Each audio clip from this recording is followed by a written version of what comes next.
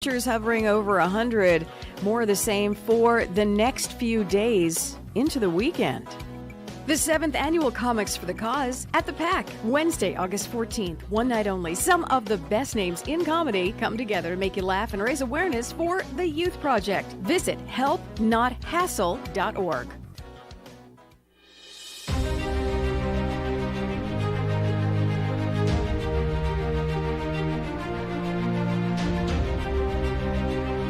Good afternoon, Santa Clarita, and everyone listening in from around the world. You are right here at KHTS, your hometown station. My name is Sharon Brubaker, and I'm an advanced certified grief recovery specialist, and you are listening to the Grief Recovery Hour with Sharon. Hello, friends, and I'm so glad that you've come back to join us. We are Facebook Live, which is my favorite part of the show. So feel free to drop any questions in there. We will answer them live while on the show. Everything is confidential, so we won't use your name, but we would love to have some questions. If you are listening to this program today, there's a huge probability that your heart may be broken. It could be from a grief of a death, either recent or long ago, or it could be from the breakup of a romantic relationship or divorce. Regardless of the cause of your broken heart, you know how it feels, and it probably isn't good. I'm not going to tell you how it feels because you already know. At best, I can tell you what it felt like when my broken heart occurred, and that was not good. I have an amazing guest here today, sweet young little friend of mine, Danielle Jones. Hello. Danielle's been on our show before, but she has such a compelling back. story. I really wanted her to be able to share that story. But before we get into the story, one of the questions that I get asked quite often is people ask me all the time, my neighbor's husband just passed away. My friends just passed away. I don't know what to tell their kids. My friend's son just passed away. I don't know what to say. What do I say? And so I kind of wanted to go over that real quick before we jump into our conversation, Danielle. But we know for a fact, as grief recovery specialists, there are about 13.5 million grievers per year. And if you figure each one of them come from a loss, and there's about 4 per loss, at least 4, which we had way more than that. Yeah. Some of the things people will say that are not helpful to a griever, so I wanted to share this real quick. Don't ever tell a griever that they'll be fine in time. You'll feel better in time. Just let the time pass. Because how much time? What is the answer to that? 10, 20, 30 years? Try not to tell a griever that you know how they feel. Oh, I know exactly how you feel. My cat just died. Or relate it to a loss that you've had in your past. It's not helpful to the griever. Something else we shouldn't tell the griever. We shouldn't tell them, ask them, if you're still feeling that way? You're still grieving? It is not uncommon for people to have suffered a loss, and literally 1 to 2 months after the loss, people are asking them if they're still grieving. Don't tell them to look on the bright side. At least they're in a better place. At least he's not in pain anymore. Don't feel bad. His suffering is over now. He's gone on to a happy place. It's really a crazy what we say. But here are some things that sometimes we say these things because we really want to try to fix the griever. And sometimes we say these things because we know that if I go to their heart and have a heartfelt conversation, I'm going to upset them and they're going to cry. Grievers need to talk.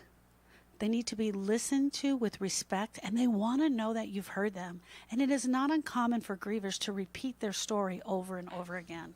So here are some of the things we can tell the griever. I can't imagine how you must be feeling right now. I remember when my loss occurred. I remember when Austin died, how my heart felt. I can't imagine what this must be like for you. Letting them know that you're just not sure how they're feeling, but you know it's painful. Do listen to the griever because they do want to talk about it. Offer them a hug. If it's on social media, some of the things that we can do are just say, ouch. Sometimes I just type in, if I were near you right now, I'd give you a hug. That's comforting, isn't it, Danielle? You commented on mine. If I'm feeling some type of way, and you've said that. I'm holding your place. I'm holding your place. Yeah, isn't that kind of cool? Yeah, I like that way better. Because it feels like I know you're hurting, I know you're in pain, and I'm there for you. Yeah. Right? As opposed to some of the other things that people do, come back and say, you say, well, my boyfriend just died. And people say, well, last year my cat died. And you just look at people because sometimes I don't think people hear in their head what they've just said. I think they just want to try and, it's funny. It's the wording. I feel like their intentions are good. Yes. They just want to let you know that I understand how you may feel, but instead of actually saying that, they just say like, oh, well, I went through this, and then in turn the conversation's about them. Right. Instead of just saying, I don't know how you specifically feel, but I know how I felt when this happened to me. So it's wording, because you can shift the whole conversation, because if someone said that to me, I'd be like, okay, well, this isn't about you. Yeah. We're talking about me right now. The other thing is that when they shift the conversation about them, that's also part of them trying to fix you. Yeah. And when someone is grieving a death or a loss of something that's happened to them, there's really nothing we can do to fix them, right? Was there anything that anybody could have done? Share a little bit about your loss, and then also share right after that, was there anything anyone could have done to fix you at that moment?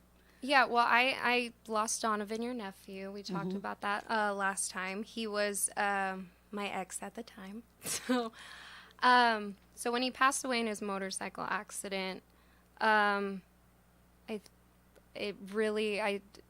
described as numbing. Yes. I don't know how to react to sudden things. I'm a planner, so I don't react appropriately when I'm surprised with things. So I didn't cry. I didn't do any of that. I think I cried once at the funeral because I was just seeing everyone else, and that broke my heart. Right. But when it came to Donovan, I was able to talk about it. I was able to say whatever I wanted because it didn't feel real. So I think after a month of feeling that way is when I texted Donovan's mom, your sister Erica, and I was like, I don't know what to do because it doesn't seem to be getting any better. I keep getting more numb as if it didn't even happen. And she let me know to go to you. And then I texted you. And then from there, we had our grief recovery. And but when it came down to the people around me, surprisingly, my friends, I think naturally, they just did what you were teaching. Right. And it was really weird because I did expect them to, say things like that just because we've never in our friend group dealt with anything like that. Right. And they were friends with Donovan too when he was living here as well. So when I told them, they didn't know what to do. And, right. But they were concerned for me. But, all they did, I remember there was one time we all went out to dinner and, I just was explaining to them how I was feeling and they were crying. It really just, it was hitting me sort of because it was more than the shock. And it was just oh my God. Yeah, it's sort of like it wears off over time, right? It's like it starts to become real. Yeah, and I had one moment where I was just oh my God. And all they did was they're well, we're here for you. Danielle, we can't tell you how you feel. We don't know. They didn't know what to say. Right. So instead they just said, well, we're here. You call us at any time. We'll sit here with you in this restaurant for however long we need. And we were sitting there. Everyone was looking at us. I'm heaving. And they're just trying to console me and just say, we're there for you. And that's all I remember them doing. But specifically remember they didn't say anything well, I know how you feel, right? Because they didn't. Yeah. And my friends are very logical. That's what I love about them. And so they didn't do any of that. And so you were really lucky. You had some friends that knew I got from their lucky gut. on that one, And yeah. you know what? It does happen a lot. I'm not saying that everyone is like that for sure. But there's some times where you get into that space where people are just not they don't know what to say, and they Right. go and they say the wrong things, which is really kind of cool. What I think what you were describing to us is that you were numb for a while, and then that numbness started to wear off, and the reality of what had happened, because even though you and Donovan were broken up, you were still friends. Yeah. You're very close to his parents. You're very close to Donovan.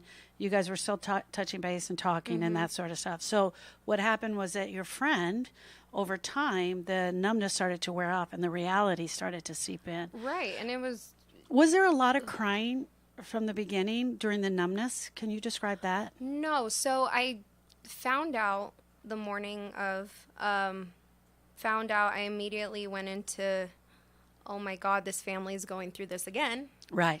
So I immediately went into, what do you need me to do right now? Right. Like, whatever I was feeling kind of went out the window because I thought, I'm like, oh my gosh.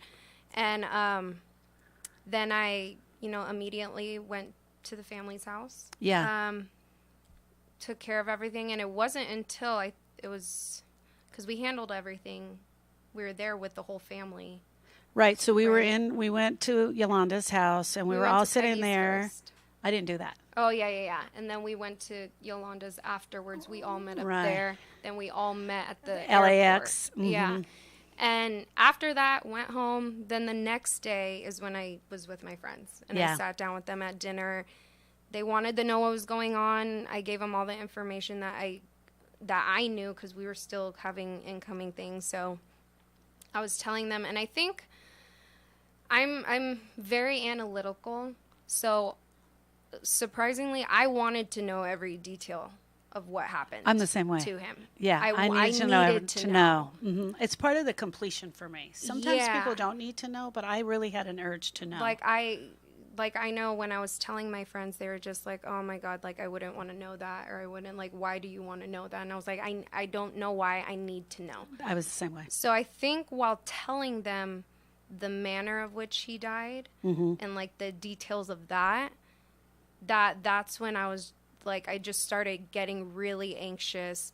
I couldn't breathe. I went to the bathroom. My best friend Crystal was in the bathroom with me for like 30 minutes because I just started having like a panic attack. Then I went back to the table and I was just sobbing. Yeah. And then my friends started crying and they were like, we don't know how to help you, but all we know is that we're here for you. And then that was it. And then we just sat there and they, held me while I cried. That's sweet. Yeah. So what you're telling me is that while you were around us as the family, and Danielle's been in our family for years, and we Like 6 now. kept her. They kept me. Why did we keep you? I don't even know. We'll Can't talk get about rid that's of another me. show. We'll have to talk about that on another show. But while you were around the family, you weren't showing your signs of grieving No. and pain. You were being strong for us. You were Yeah. trying to be a support for us. You were trying to help us through whatever we needed, whatever arrangements we needed. So you were keeping together at that Well, I moment. think it also came in my head that I don't know, like I put it in my head that I can feel this way, but let me do it on my own because like they're going through so much more. Like, who am I to cry? This was my first kind of deal Right. going through this. I've never even thought in a million So years you this would negated happen your to me. own grief. Yeah, because I'm like, what am I? How can you compare mine to their second time going through this? Right. Like, I'm not gonna break here, and I didn't really break at home. That was the one time I really broke because it just kind of hit me that I'm leaving to go to a funeral in like a few days. Yeah. So I broke down with my friends Yeah. because it just suddenly hit me, and then after that, didn't cry once. And even when I was at home, without you guys, anything, I just didn't. And then everyone was like, even my friends got concerned because they were like, we saw you kind of break one time, and are you good? You just came back from the funeral. What happened? What's this? And I told them, and just like we're talking now is how I explained it to them, and they're like, but are you okay? And I'm like, yeah. I mean, I didn't even know how to answer that. I was just like, how do you ask someone if you're okay? That Because just there's still the happened. numbness going on still to Yeah. that day. So the thank you so much for sharing your Yeah. even this so personal story, which I think is amazing. Yeah. I want to share with all of our friends out there that Danielle and I have both done grief recovery for Donovan, and that is why we're able to talk about him so openly. Right. And we love him. We miss him. Our fond memories of him are there. If he were right here, we would choke him around the neck, Yep. probably. But that we're able to talk about him because we have grieved him and we've completed our relationship with him. So about a month after, you called Erica and you're like, I can't do this. It's too much. Yeah, I Erica's couldn't feel Donovan's anything. mom, and she's your friend and very special friend for you. And she's like, you need to call Sharon. She can help you. Because you and I are both in LA and Erica's in Texas. Right. And so you texted me. I did text you. You texted me and you're like, hey, T, blah, blah, blah. I want to take the class, right? Did you think it was too early? This was a question I wrote down for you. Is it too, or was it too early 1 month after Donovan died? I know you have nothing to compare it to, but what do you think? What did you think? It wasn't too early. I'm actually glad it took like a month Yeah. or so, because I don't think I would have been able to do it right away. Just because like I said, I am over analytical. I needed to really like navigate what was going on in my head, how I was feeling or lack thereof, what exactly happened. Just let everything marinate that I just went to a funeral for this kid, and I don't know how I feel. I don't know what's going on. But the more numb it got, because I thought it would hit me, like I thought I could do this on my own, that didn't work. So I took that month, and when I just felt like, okay, I'm still not crying, like I don't want this to go on for 2, 3, 4, 5, up to a year to where I'm still not breaking. Right. We have an issue. So, Yeah. And I didn't want to wait that long, and my friends were getting concerned, family. I remember even Erica at one point at the funeral, because I was crying a little bit because I was seeing everyone else. She was like, I was wondering when you were going to break. Because even when we met at LAX and we met her, Lou, everybody, like, I was hugging them, but I was just sitting there. We were all just trying to figure out what's going on. And she was just like, I haven't seen you. Like, I was wondering when this was going to happen. And still, I didn't really break like that. Right. It was just because I was at a funeral and everyone else was crying. What were some of the things you were experiencing at that month point when you called Erica that made you reach out to her? The numbing, my anxiety. And then when I got back from the funeral, I weirdly felt like Donovan was like there, if that makes sense. Yeah. Like I got home, I remember for a week straight, I had to sleep with my TV, all my lights on, and I locked myself in my room. I wouldn't leave to go get water. If I had to go to the bathroom, I'd hold it till the morning. And there was one time I remember, and I like looked across the hallway, and I just felt it. I felt weird. And I jumped across the hall and just sprinted to the bathroom, and then did the same thing back. I just oddly felt like he was there. And then a week later, it was gone, and I was like, "Okay, cool, I'm all right."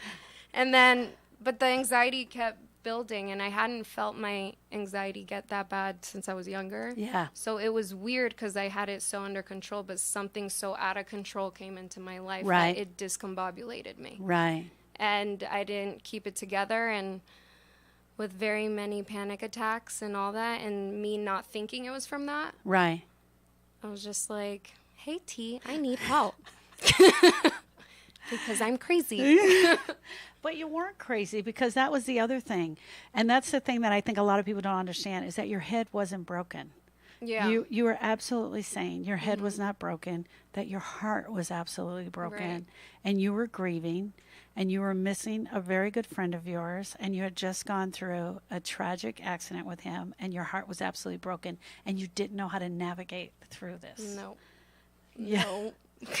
Say yes to all of those. It wasn't, but I'm glad I went and took that month. So for me, it wasn't too early. Yeah. It was probably perfect timing, honestly. Yeah, and that was a great question for you to answer, because sometimes people think they get into it too early. They're like, how early should I go? And my answer is always is that the sooner the better, Right. because you want that rawness right there. I feel like a month is good too, because you have that time to sort of let things settle in your heart, which is kind of cool.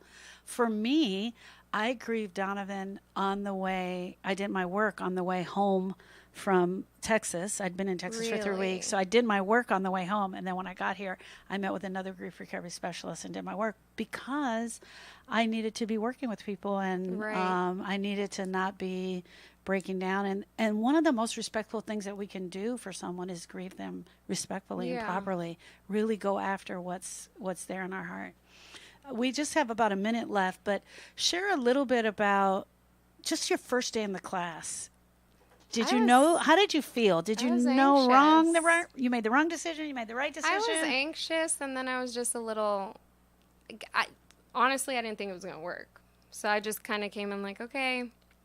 Did it work? Let's do this. It did work. It ended up working. Reality slap in the face.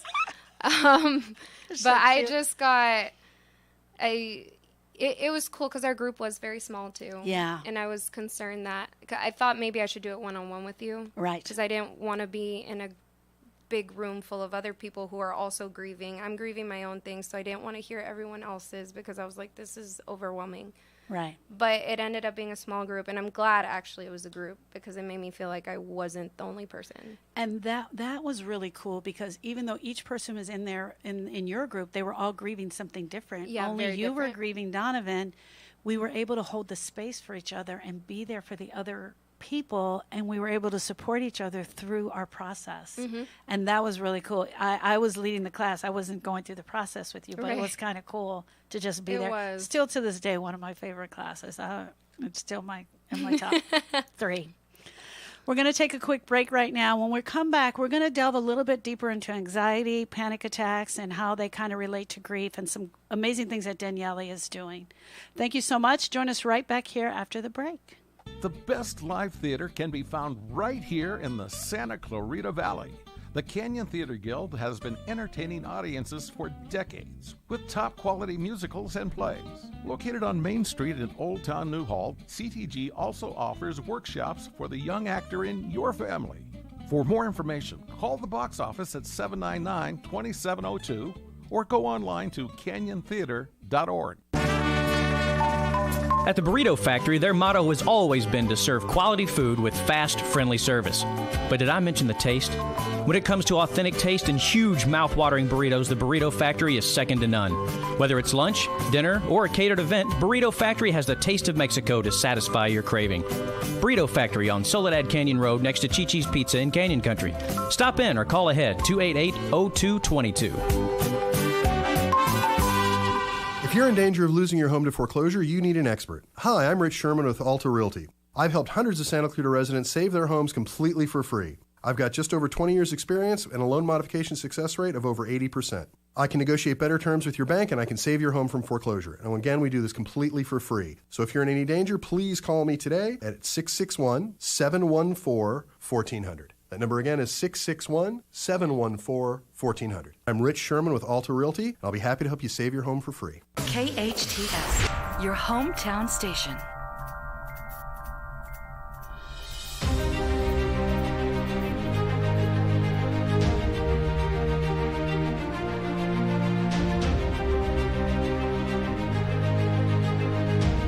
Welcome back, my friends. So glad that you're here to join Danielle Jones and myself as we talk through grief, loneliness, and a broken heart on this Grief Recovery Hour right here at KHTS, your hometown station. And I am Sharon Brubaker, your advanced certified grief recovery specialist.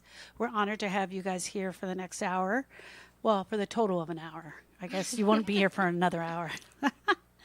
Hey, guys, I just wanted to let you know, for the first segment, we were talking about Daniela's ex-boyfriend, Donovan, who is also my nephew, that passed away in 2015 from a tragic motorcycle accident, and how Danielle found me and was able to do her grief work through working out that relationship with her and Donovan and completing the pain and isolation and loneliness. Danielle, share a little bit about what the completeness feels like to you. What does it feel like to be completely recovered from the it's loss? a relief for one. Yeah. But it also kind of takes a minute after, because after grief recovery, you feel like you let go of everything. Mm-hmm. So it's like a weight off your shoulders, but at the same time, you just went through so many emotions that you kind of feel like exhausted after. Like I still felt a little weird after, but it faded very quickly. Yeah. So I mean, now that it's all complete, like I can talk about him whenever I want. I could say whatever I want. Like nothing triggers me about him. Yeah. And that's what I truly wanted, because I am such an open book. I don't have a problem talking about things, because I know, you know, my friends too, because they're just like, we don't talk about that. Like they're just kind of like that. But a lot of people will do that, right? Most people. And when I talk about Donovan, everyone gets quiet, and I'm like, oh, we can't. No, I thought I went through it, but okay. But I mean. Now I can talk. I mean, I can say whatever I want, and I'm cool. Well, we talk about him in my family and our family a lot. We celebrate his birthday, which just happened on July 19th. Mm-hmm. We had a birthday cake for him. He turned 24. 20. Geez. I can't believe it. Yeah, he turned 24. So we had a birthday cake for him, and we shared that. So recovery means that fond memories will return. We talk about all the crazy things he used to do for us. Honestly, sometimes it's like, I mean, obviously he's gone, but like we don't talk too much about that anymore. We just talk about his memories. Like, oh, Donovan did that. Remember when Donovan did that? Yeah. Like, it doesn't really to me, it's like we have a spiritual relationship with him now. Yeah. We have a spiritual relationship. Like, he's still part of our lives, but he's in our heart. Mm-hmm. And spiritually, we still talk about him. A lot of people know my story, and they also know that Austin, Donovan's brother, died 12 years ago. So we're able to talk about both of them, which is kind of cool. Because we have recovered from the pain of the loneliness, isolation. Recovery means to feel better. Mm-hmm. So after taking grief recovery, you started to feel better. You said it felt a little wobbly. It was almost like you were getting your grounding again. Right. And once you got that grounding, you were ready to take off. Especially because I didn't know when to talk about it. If it came up, how am I going to react? Yes. I just didn't know, but I can't remember specifically when it was, but I just remembered talking about it, and I was okay. Yeah. And I was like, oh, okay. I was like, well, let me tell you more, because this happened. Right. And I was able to spew out everything, and I was good because I settled everything with him. Yes. Because not only was I obviously upset that he passed and sad and everything, like I was just so angry with him. And right. I felt like I didn't get to say everything I needed to say, or, you know, call him out.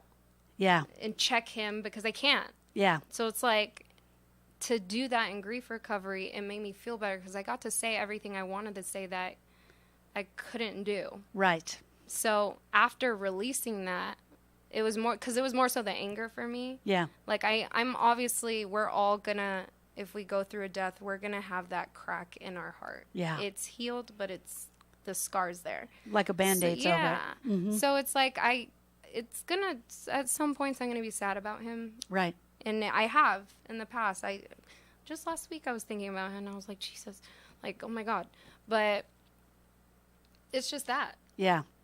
It was more so the anger is what I conquered in grief recovery. The other day I was looking for a baby picture of Donovan, and I went into my phone. I have a folder with photos of him, and I went in my phone, and they're all in chronological order from the youngest to the biggest. And I got to that last amazing picture of him with the backpack on, you know, the one we blew up into the poster. Oh, yeah. And there was this amazing picture. Guys, I'm going to post it in the Facebook comments so you guys can see this picture that I'm talking about. And I looked at the picture, and I just looked at it for the longest time. And this is how I know grief recovery works. I looked at it and I said out loud, I miss that face. Mm-hmm. And that was it. And I smiled, and I just got what I needed out of my file, and that was it. And I closed it. That's what recovery feels like. Yeah. Recovery is like you're able to talk about them and see them. Mm-hmm. You shared earlier that you were having anxiety attacks around the time that you realized that you needed to do this work. Mm-hmm. Describe for us a little bit, as much or as little as you like, what those anxiety attacks felt like. Well, I've been dealing with it since I was 15, and then I actually got diagnosed when I was 18 with anxiety and depression. Mm-hmm. So I'm more on the anxiety side of it, and usually if my anxiety gets that bad, it bleeds into depression, and that's only happened a few times. But it's just, I overthink things way analytical. It's mental, but it becomes physical, and that's what a lot of people don't understand. And just like with grief, it's like it's a broken heart. You can't see it. No. So you can't, like, people don't understand what's going on in my head. Right. And that's the hard part, and that's why it's like hard for people to really acknowledge mental health and illness going on right now. And with me, I know when I feel it, I deal with heart palpitations like probably every day. Right. And accelerated heartbeat, headaches all the time, and then it turns physical. I'm like always shaky. I'm like, yeah, that's just because I'm sitting next to you. Okay, relax.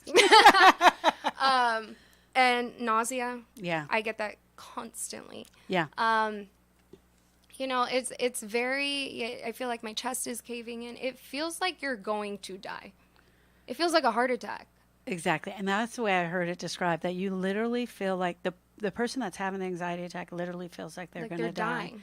And so at that moment before you called me, they increased? Yeah. The anxiety attacks had increased? Yeah, and I, you know, when I was younger, because I didn't know what was going on before Right. they diagnosed me, you know, I had gone to the emergency room probably 4 different times in a year because I thought I was going to die. My friends called 911 because they saw me. I was sweating and I couldn't breathe. Nothing was working. So they were like, we have to call an ambulance. And so now when I get them, I know how to control them, but because the situation with Donovan was so severe, it was different. I didn't have to go to the hospital because I knew what it was, and they're just going to tell me that. So there was no point in going. You know, I started to do a lot of, like, especially during that time, I, like, self-medicating. Right. Xanax, like, alcohol. Right. And it worked for that moment. Wait. Did that work? No. Yeah. It actually, some of you may not know this, but alcohol is a depressant. So that didn't work. It would, I mean, like, at first when I drink, it's like, oh, I'm calmed down. Yeah. But then I get anxiety come rushing back because it is a depressant. It messes with your levels in your head. Right. So when you are recovering from drinking, your adrenaline kind of skyrockets just to get your body levels back to where Right. it normally is. But because I deal with anxiety, if my adrenaline shoots up, I'm not going back to normal. I'm like, it's like me drinking a Red Bull. Right. That's what my hangovers feel like. Right. So it's just, it takes a toll on you. It's exhausting. After I have a panic attack, I feel like I was beat up. So when Donovan died, and about a month after, you noticed a rise in the anxiety attacks.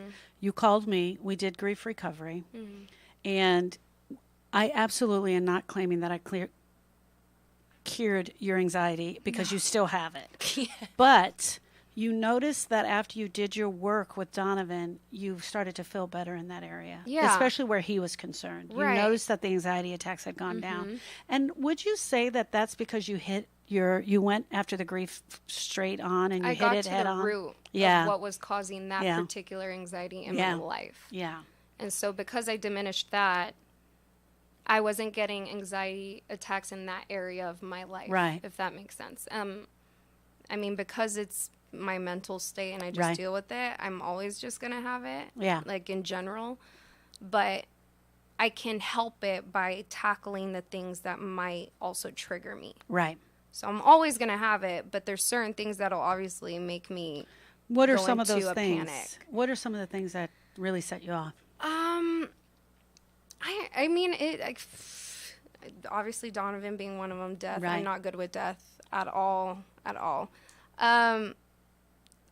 guess it's just, I overthink too much. Yeah. And it could be the smallest thing too. Like Yeah. I'll call Erica, because we talk all the time, but I'll call her and I'll just be going through these scenarios that might not even happen, whether Right. it's from an interview or whether it's from an audition, or if something's going on in our family and we're talking about it or whatever it was. I'm like, well, what if this happens and this and this? And she's like, nothing has happened yet. How are you thinking that far ahead? And I'm like, I make up scenarios in my head unwillingly, just because I want to know the outcome to prepare myself for whatever outcome. Yeah. So especially with Donovan, not knowing that was going to happen when it happened, of course I couldn't picture anything because I was already over here because it happened without me knowing. Do you feel that people around you, family and friends, are accepting of your disease, or how do you feel society as a whole? I guess is where I'm trying to go. My friends took a while, but I'm so appreciative of them because it took a while, but they were willing. Right. It didn't take a while because they were like, you're not dealing with that. Yeah. They were willing. It was just that when I was younger, I didn't open up as much because I felt that way, and I didn't want them to think I was being dramatic, but over time, I learned that didn't work. Closing myself off didn't work.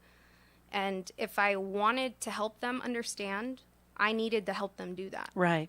By speaking up and saying something about it. And when it comes to, like, my family, biological family, because I have you guys are very understanding. You just know. But when it comes to, like, my actual family, I mean, sort of. Like, my mom understands it now just because she was taking me to the ER sometimes, so she gets it. But, I mean, on, like, my dad's side, not really. They just think I'm being dramatic, which I am, but not in that way. Yeah, you're way up there on the dramatic scale. But let me ask you a question. Do you think we could do a better job in society of just preparing 100%. people and explaining what this feels like, even at an earlier age? Like, I did a speaking engagement, which was amazing, and I'm going to have him on my show here really quick, but that he did hashtag No More Stigmas Allowed, where we actually talked to the youth about mental illness, but anxiety disorder specifically. But as a whole, do you think we're doing what we need to be doing to get the word out that this is, it's real? It is it's real. a real people feeling. Think, well, everyone can go through anxiety. Right. Anybody. Right. But the difference is there's people who are actually diagnosed, and, like, I feel it 24/7. Right. Whereas maybe you have an interview with someone, or before your radio show, you may feel a little anxious. Right. And we'll feel the same thing. Right. The only difference is when I leave here, I'm feeling it the rest of the day, into the night, into the next day, and the next day, and the next day. Whereas, like, oh, the show's over. Okay, my anxiety is gone. Oh, yeah. So there's a difference. And I feel like because people... That was a great description. Thank you. Oh, I totally got that. Because people throw around the word anxiety so much now. It's just like, I don't... Now that I actually have it, it's like, everyone's anxious. No, I have a problem. Right. Like, and the different, like, there's so many people that just say, like, well, what do you have to be anxious about? You have a job, you have a roof over your head, you have friends, like, what do you have? And I'm like, trust me, if I could get rid of it, I would. Right. Nobody with anxiety wants it. Nobody. Yeah. I don't want to feel this way. I don't want to be trembling. I don't want to have heart palpitations that give me insomnia at night. If I could get rid of it, I would. Right. But I cannot. Yeah. And by you telling me, oh, you're fine, or oh, you're being dramatic, oh, it's okay. I know exactly how you feel. That happened to me once. It's almost like what we tell the grievers, what we talked about at the beginning of the show. That's like why when you were saying that, I was like, I get that all the time. Yeah. You're fine. No, I'm not. Why do you think that we do that as a society? Because we don't want to deal with it, or we don't want to hear what you have to say, or Both. we're just not prepared? All of it. Yeah. People don't want to hear your... Or they get sick and tired of hearing the same story. They get sick and tired of hearing your story. They don't want to hear what's going on in your life because other people have their own things going on too. Like, yeah. I'm very aware that I go through this, and in the moment when I do have anxiety, I couldn't care less about anybody else because I'm feeling a certain way. But I also, that's where I have to help my friends understand what I'm going through so they get it. But I also, like, need to understand them. Yes. They have their own lives. Yeah. They have everything going on in their homes as well that maybe I don't know about yet. Yeah. They haven't told me yet. And I'm asking so much of you because I'm going through this, but I don't even know what's going on with you because I'm so wrapped up. So as I've gotten older, I have to conquer this on my own with the support of my friends. Right. And not with me relying on them, which is what a lot of people with anxiety do because they don't want to open up, but then they're quick to... Well, I don't have friends. They think I'm being dramatic. They're doing this. And it's like, but what are you doing to help yourself or help your friends understand? So what are some of the things that you do? Me? Yeah. Oh, geez. Well, what makes me happy, I've always been an adventurous person. So traveling makes me happy. I try and go somewhere new every year. So this year I went to Alaska. Yes. And you went by yourself, right? I was about to, but two of my friends ended up wanting to come, so they went. Because the pictures I saw, you were by yourself. Hey, Yeah. quick question. So traveling, getting on the plane, not a... Oh, no. The plane gives me anxiety. But I love traveling so much. So you've taught yourself tricks to help yourself get past it. Okay. Yeah, and I mean, I have to if I want to travel. There's so much out there. Like, I live in the Valley in LA. Like, Right. there's so much more to see. Right. Why wouldn't I try and experience that? I'm not going to let my fear of planes and the way I react to that, stop me. Right. I just have to keep telling myself in my head, a gajillion planes go out every single day. You're okay.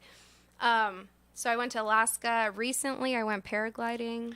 I saw that. Mm-hmm. I saw that. I flew in the air like a little balloon. So tell me about the anxiety of doing that. And why? Why?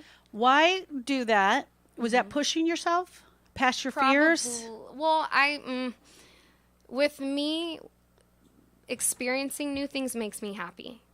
Okay. And in order to experience new things, I do have to push myself. Right. I do enjoy being adventurous and all that. But in order to do that, if I have a fear of something, I'm going to have to conquer that a bit just so I can go after what I want to be happy about. Right. So, of course, I was anxious with paragliding. I couldn't even believe I decided to do that. But I just thought it'd be so fun. And all the way up till the mountain, I was freaking out. Oh, were you? Yeah. And then as soon as we took off, I was like, this is it.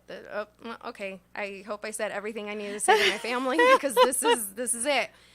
And it was like my soul was taken from my body, and then I snatched it back because after a minute, everything went away. Yeah. And I was able to look down. I was able to look of all of So you were able to Malibu's enjoy it. Beautiful. And it all went away. And I was like, this is what I need for me to be happy. I love doing those things. Tell me some of the things you were saying in your head I'm going to die. I'm going to throw up. I'm panicking. I think my heart's stopping. I don't know what to do. I need to run now. Let me get in the car. Let me leave. But you kept going forward. Yeah. Why? And because that's what makes me happy. Yeah. And in order to get there, I just have to do it. And I kept telling myself, Danielle, when you land on that beach, you're going to feel so good. Ignore what you're feeling right now because I can guarantee you when you land, you're going to be so happy and proud that you did that. And was that true? Yes.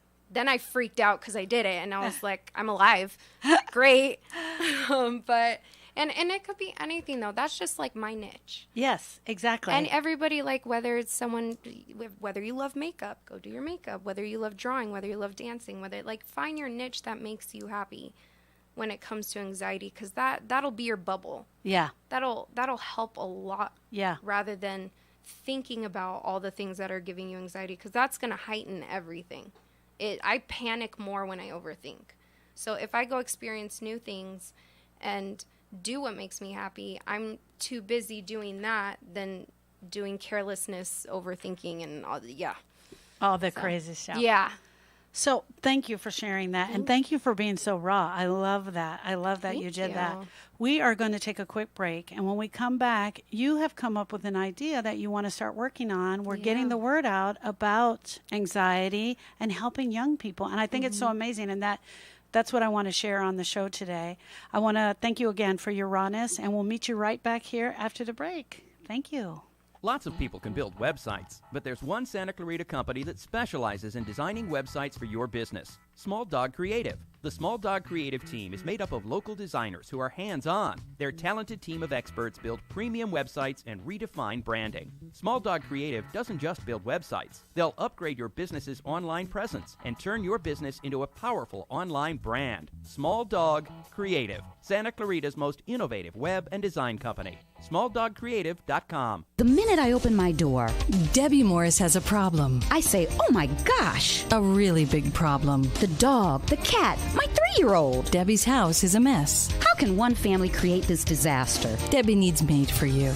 I need help. Professional, residential, and commercial cleaning, locally owned. You choose the schedule, weekly, bi-weekly, monthly, or even one-time seasonal cleaning. Call 255-2922. That's 255-2922. Made for You. Made for You rescued me. City of Hope is a world leader in cancer research and treatment. And there's a City of Hope community practice location right here in Santa Clarita, eliminating a major barrier in the fight against cancer. Distance to quality care. Santa Clarita benefits from City of Hope's compassionate care and renowned clinical expertise.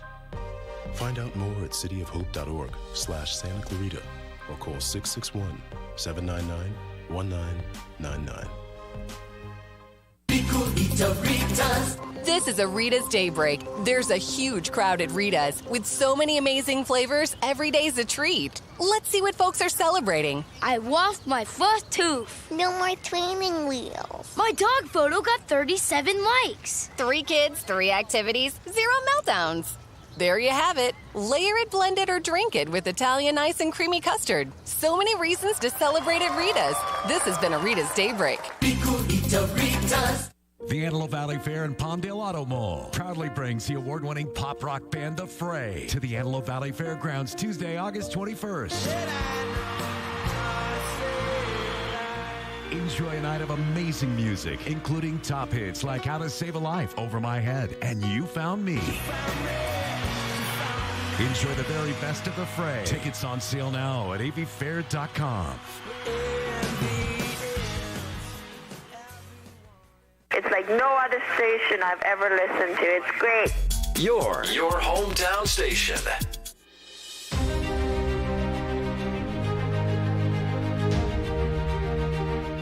Welcome back, friends. You are listening to KHTS, your hometown station. I am Sharon Brubaker, Advanced Certified Grief Recovery Specialist. And this is my very, very special guest, Danielle Jones. Hello. And we've been discussing grief and a broken heart, particularly the loss of her boyfriend, Donovan. Ex-boyfriend, Donovan, and my nephew, Donovan, and just her experience of going through grief recovery. But one of the things that we discussed is how she was having anxiety attacks leading up to deciding to do her grief recovery, and how completing her relationship with Donovan lessened the anxiety attacks, which I love that you share that with everyone so that they know it is not uncommon for us as grievers to have anxiety attacks when we are experiencing grief or a loss. But through that and through your life experience, you want to get the word out about the mental illness of anxiety. And so you have this idea about really getting the word out, and particularly to young people, to society, how to help people that are experiencing anxiety and going through it. Tips on what not to tips say. on what not to say and what to say, and just really helping to get the word out, because it's been a lifelong... I wanted to, so I'm starting a YouTube channel. So my first video is going to be about that. And I recorded myself doing all those adventurous things that I love and putting that out there and just really talking about like how anxiety does affect people. Right. Because there are, especially like kids I'm saying kids as if I'm a kid still. But you people are. Thank you. I want to hear that forever. But people my age, younger, they go through it. And because they're younger and they're going through puberty and all that stuff, a lot of people are going to tell them, you're just being dramatic. Your hormones are everywhere. And they might actually be dealing with it, because I'd been dealing with it since I was 15. Right. And that's what I heard all the way up until a doctor told everybody, no, she's diagnosed anxiety, depression. Yeah. And then it was like, oh. So it's like you want to help these people, because... let's spare them of the anxiety attacks. Like, give them an ear, or like let them talk about it. Let them feel what they need to feel. Their feelings are valid. Right. And it's not fair to shut them out because you may think they're being dramatic. Like, you don't get to determine how someone else feels. So I wanted to start a channel, just really talk about it, talk about the mental health of it, how it becomes physical. Right. And then it's like when it becomes physical, it's like all of a sudden that's when people believe you. Yes. And that's not right. And a lot of people deal with these, just like I told you, nausea, trembling. I get hot flashes. And my mom used to tell me I'm crazy. And I'm like, no, how you describe hot flashes, that's what I'm feeling. And she's like, no. And I'd get them. Yeah. I'd break out in a sweat. I'd be so hot. Danielle, since we've been only here for this short hour, and you've been describing anxiety, it almost sounds like and I don't want to put that impression out there, so I want you to clear this up. Yeah. That so I just went paragliding and it helped me. That's not true. No, not at all. Sometimes the anxiety has stopped you from even being able to do stuff, being able to go somewhere. I want to make sure we're clear with people that this, just because you jumped off with a parachute doesn't mean you cured your anxiety. No, I want to be clear about that. I just found my niche. I know my anxiety is forever going to be with me. It's amazing. It's just that's my mental state. That's all it is. And I had to accept that, for one. And then two, I had to figure out, okay, how do I deal with this? Through many ER visits and anxiety attacks and all that, I came to the conclusion, what makes me happy? Because that might help. Instead of self-medication, instead of actual medication, because I didn't, like, I'm 25 now, but when I was younger, I was like, I don't want to be on medication for this. Right. I don't want to have to drink. I don't want to do any of that. It doesn't feel good. So what makes me truly happy? And, aside from acting, it was just traveling, being adventurous, doing that stuff. And in no way does that take it away. Yeah. But you have to live with me. it. But I have to live with it. And so I'm going to figure out It makes me feel better. And instead of not doing it and thinking about all these other things that make me anxious or whatever, it just to concentrate on traveling, just to be out there and experiencing different things, new things, and seeing things, that brings joy to my heart. Right. So in that moment, I don't feel anxious, nor do I feel like I have it, but I do. What I love about what you're thinking about doing and what you're going to embark on with the YouTube channel, which I really, really love, and I will definitely be sharing it here on the show, is that you will be able to change lives one at a time by people seeing what you're doing and putting a different spin on it. Yeah. And we have to get the word out to society that there are mental illnesses out there, and sometimes these mental illnesses are tough, and especially for young people. And we need to start doing the training early. Right. We need to start getting out there early. And somebody with an anxiety disorder, a grief or a loss, that can heighten that. But that you're coming up with a plan that's worked for you, and you're going to guide others to come up with a plan that works for them. And what makes them happy. I mean, they don't need to jump off like I did, but that's just what I like. Right. And to help just even one person, like if it's one girl, one boy, anybody that may be watching that goes through the same thing that I do, they'll help them navigate and figure out what makes them happy. And also to the people that maybe don't understand or aren't willing to understand anxiety, how to go about it, or how to treat the situation, and how to help your friends who have anxiety. Yeah. Because I had to help my friends understand me. Yeah. And just, put the word out there, because it's also, like we said, it's not physical, but it becomes physical, and people, like, that's your brain. Your brain control, even if you do, hurt yourself. The only reason why you're hurting is because your brain told you to. So if there's something wrong up here, everything's discombobulated. And no one wants to understand it. It's like, well, I can't see it, so it's not real. Yeah. So I'm trying to get rid of that. Stigma. Focus on mental health. It's important for everybody. So I want to say that if you guys have any questions for Daniele, definitely drop them in the comment line. I will make sure she gets them. She's attached on our Facebook Live. I want to thank you for coming, Miss Daniele. It was amazing. We had a great show. We got to talk about a lot of deep subjects, which is really cool. I am Sharon Brubaker, Advanced Certified Grief Recovery Specialist. You can find me at SharonBrubaker.com.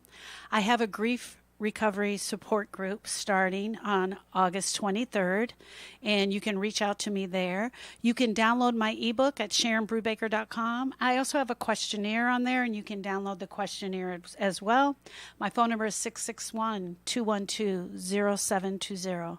Friends, I want to say thank you so much for joining us today. Thank you for allowing us in to your heart for this last hour. That was absolutely amazing. Yay. Have a great rest of your day. Bye.